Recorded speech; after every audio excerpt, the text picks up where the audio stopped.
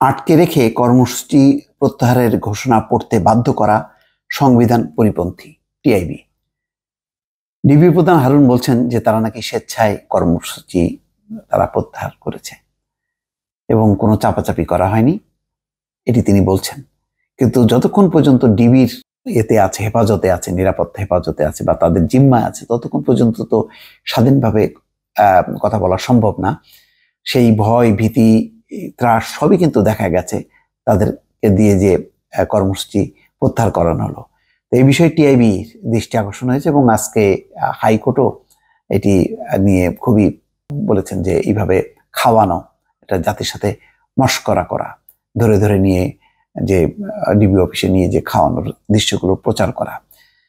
তো টিআইবি বলছে কোটা সংস্কার আন্দোলনের সমন্বয়কদের অবৈধভাবে তুলে নিয়ে গোয়েন্দা শাখার কার্যালয়ে আটকে রেখে ভিডিও বার্তার মাধ্যমে কর্মসূচি প্রত্যাহারের ঘোষণা পড়তে বাধ্য করানোর ঘটনা নিরেট মিথ্যাচার, প্রতারণামূলক ও সংবিধান পরিপন্থী উল্লেখ করে তীব্র নিন্দা জানিয়েছেন টিআইবি। সোমবার গণমাধ্যমে দেয়া এক বিবৃতিতে জানায় সংস্থাটি।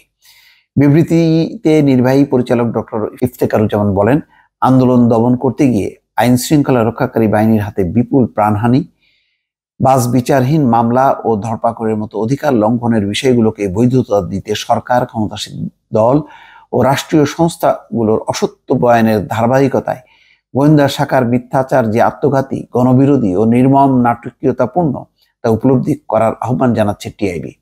বিবৃতিতে বলা হয়, গণমাধ্যম সূত্রে জানা যায়, কোটা সংস্কার আন্দোলনকে কেন্দ্র করে সাম্প্রতিক সহিংসতার ঘটনায় রাজধানীর বিভিন্ন থানায় 200টি মামলায় 2,13,000-এর বেশি আসামি করা হয়েছে।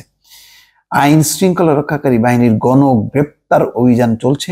সংঘর্ষ ও সহিংসতার সঙ্গে দূরতম সম্পর্ক না থাকা সাধারণ মানুষকেও হেনস্থা সহ গণগ্রেপ্তার ও যথেচ্ছ মামলা দায়েরের ঘটনাকে সংবিধান পরিপন্থী উল্লেখ করে সহিংসতায় যুক্তদের খুঁজে বের করতে বিভিন্ন এলাকায় গ্রেপ্তার অভিযানে শুধুমাত্র সহিংসতায় জড়িতদের জবাবদিহি কথা থাকলেও গণমাধ্যম সূত্রে আমরা জানতে পেরেছি শিক্ষার্থী, পেশাজীবী সহ সাধারণ মানুষকে নির্বিচারে গ্রেপ্তার করা হচ্ছে।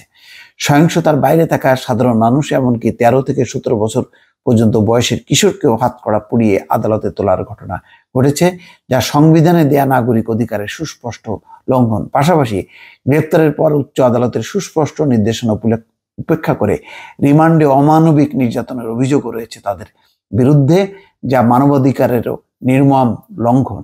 আমরা আইন শৃঙ্খলা রক্ষাকারী বাহিনীকে তাদের উপর ন্যস্ত সাংবিধানিক দায়িত্ব ও পেশাগত শপথ আরও একবার মনে করিয়ে দিয়ে বলতে চাই, আইনের রক্ষক হিসেবে নিজেদের পরিচয়ের প্রতি বিন্দুমাত্র শ্রদ্ধা থাকলে আইনের ভক্ষকের পথ থেকে বেরিয়ে এসে সাধারণ নাগরিককে হয়রানি বন্ধ করুন, শিক্ষার্থীদের উপর নির্মম নিপীড়ন বন্ধ করুন। দর্শক, লম্বা বিবৃতি, সংক্ষেপে হলো এই যে এই পুরো বিষয়টা যে ঘোষণা প্রত্যাহারের, এটা যে একেবারেই একটা নাটক এবং চরম একটা আইনের পরিপন্থী কাজ।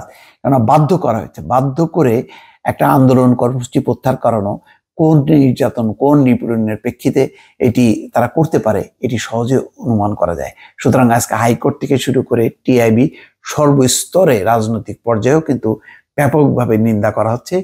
ডিবি অফিসে তাদেরকে রেখে সেখান থেকে কর্মসূচি প্রত্যাহারের ঘোষণা করা।